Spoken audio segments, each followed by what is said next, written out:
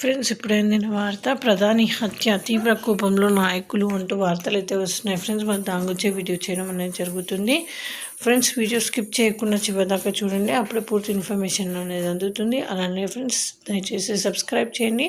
Subscribe చేయడంతో నేను చేసే ప్రతి ఇన్ఫర్మేషన్ మీకు వస్తుంది. అలానే లైక్ చేయండి ఫ్రెండ్స్. లైక్ చేయడంతో ఇలాంటి ఇంపార్టెంట్ ఇన్ఫర్మేషన్ చాలామందికి రీచ్ చేసిన వాళ్ళు అవుతారు. సో ఇంకా వివరాల్లోకి వెళ్ళిపోదాం. రాజస్థాన్లోని అజ్మీర్ ప్రాంతం నుంచి వచ్చినట్లు పోలీసులు గుర్తించారు. నిందితుడిని పట్టుకునేందుకు అక్కడికి పోలీస్ బృందాన్ని పంపినట్లు ఓ అధికారి తెలిపారు. దీనిపై విచారణ కొనసాగుతున్నట్లు చెప్పారు. ఓ పోలీస్ అధికారి తెలిపిన వివరాల ప్రకారం ఈరోజు తెల్లవారుజామున ట్రాఫిక్ పోలీసులు హెల్ప్ లైన్కు వచ్చిన వాట్సాప్ సందేశంలో ఇద్దరు ఐఎస్ఐ ఏజెంట్లు ప్రధాని మోదీని లక్ష్యంగా చేసుకుని బాంబు పేలుడుకు ఫోన్ల ప్లాన్ చేశారని పేర్కొన్నట్లు తెలిపారు. అయితే పంపిన వ్యక్తి మానసిక క్షోభకు గురైన వ్యక్తి లేదా మద్యం మత్తులో ఉండి ఆ మెసేజ్ చేసి ఉండొచ్చు అని అనుమానిస్తున్నారు.